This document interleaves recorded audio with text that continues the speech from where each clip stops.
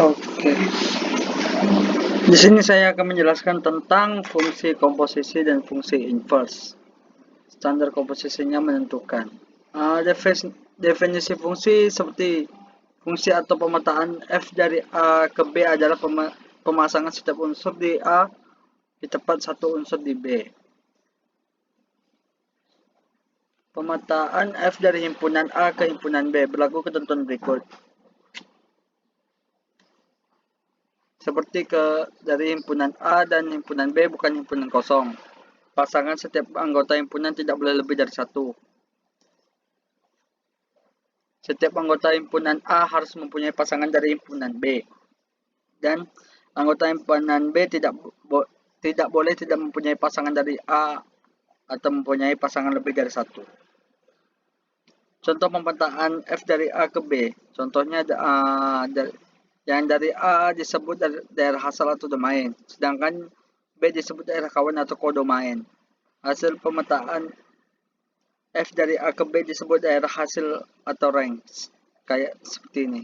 Ini gambar berikut. Dan notasi pemetaan atau fungsi dari F adalah A ke B dibaca fungsi F memetakan himpunan A ke himpunan B, atau seperti rumus di bawah.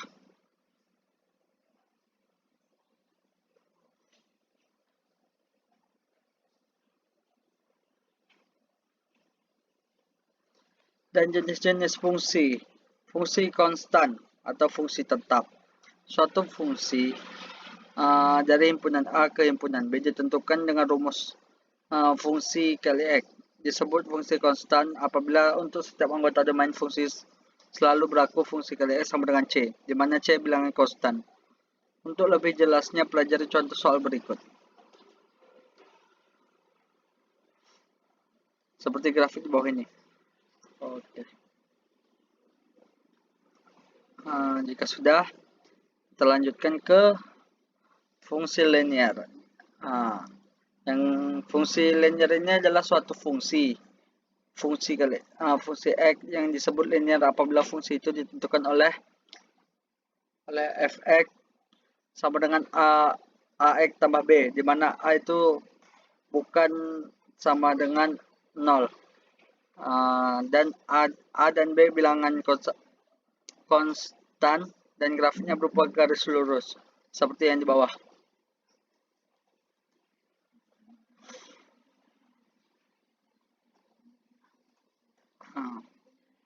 Yang selanjutnya adalah fungsi kuadrat. Suatu fungsi X disebut fungsi kuadrat apabila fungsi itu ditentukan oleh fungsi X sama dengan AX kuadrat tambah BX tambah C, di mana A itu bukan bagian dari 0 dan A, B dan C bilangan konstan. Contohnya seperti gambar di bawah ini. Jika sudah, kita lanjutkan dengan fungsi identitas. Suatu fungsi X yang disebut fungsi identitas apabila setiap anggota domainnya fungsi berlaku fungsi X sama dengan X, atau setiap anggota domainnya dipetakan pada dirinya sendiri. Grafik fungsi identitas berupa garis lurus yang melalui titik asal semua titik absis maupun ordinatnya sama. Fungsi identitas ditentukan oleh fungsi X sama dengan X, seperti yang di bawah ini juga. Selanjutnya, kita lanjutkan dengan fungsi tangga, yaitu suatu fungsi X disebut fungsi tangga apabila grafik fungsinya, fungsi X berbentuk interval-interval yang sejajar. Ya, seperti ini. Yang seperti bermain tangga dengan interval-interval yang sejajar.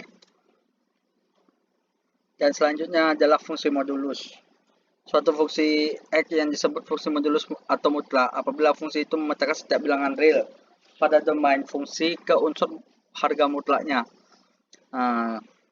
Seperti fungsi X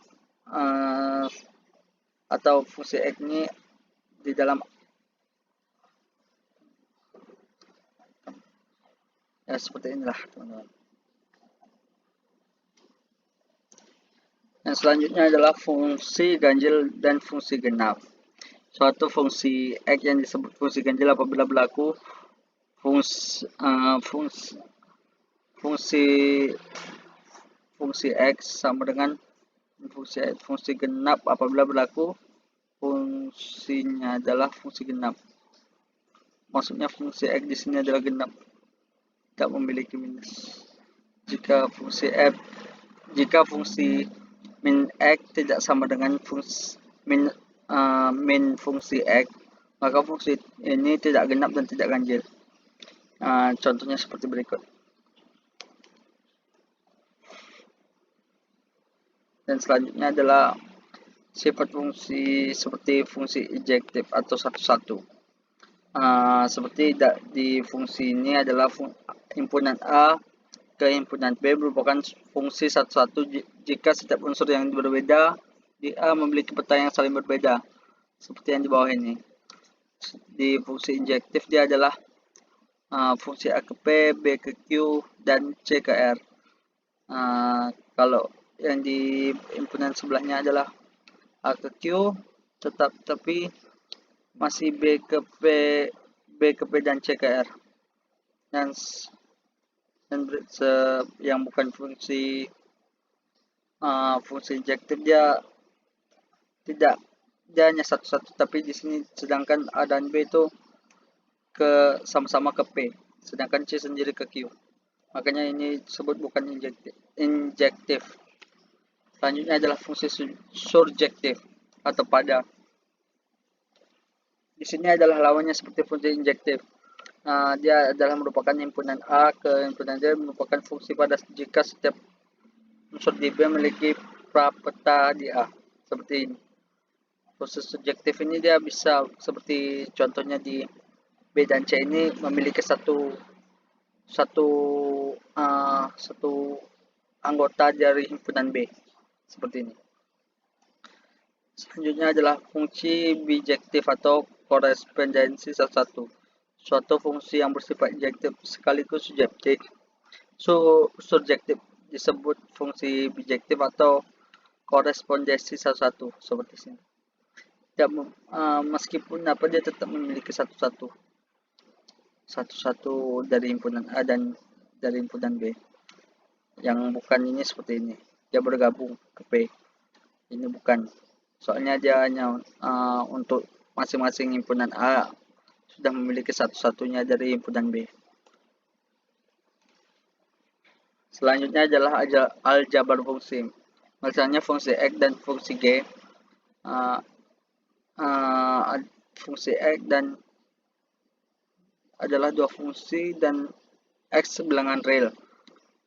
Operasi aljabar pada fungsi nyatakan sebagai berikut.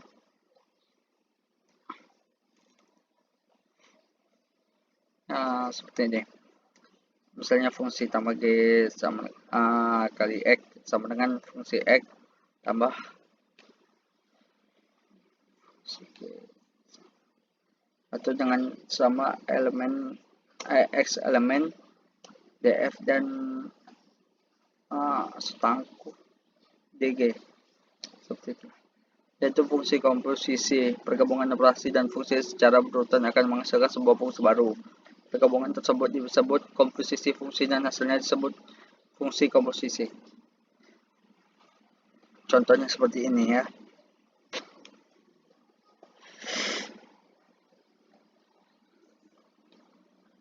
Selanjutnya adalah terdapat seperti ini contohnya yang kedua.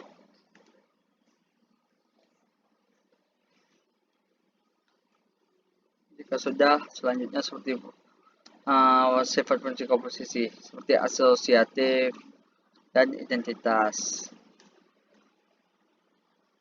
Dan selanjutnya fungsi inverse. Fungsi inverse-nya fungsi F inverse seperti ini. Jika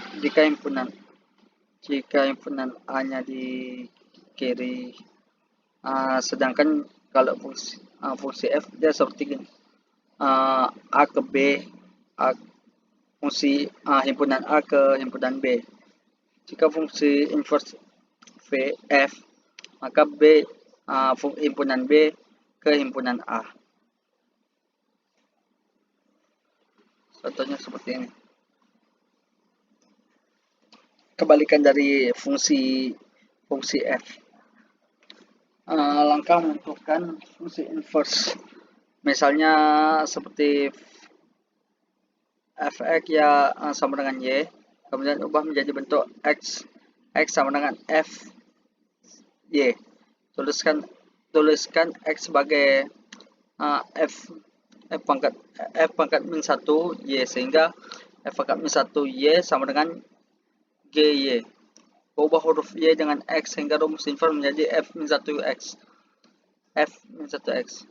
Dan, kemudian adalah teorema 1 jika f himpunan A ke himpunan B bijektif dan fungsi adalah fungsi inverse dari f, maka f pangkat min 1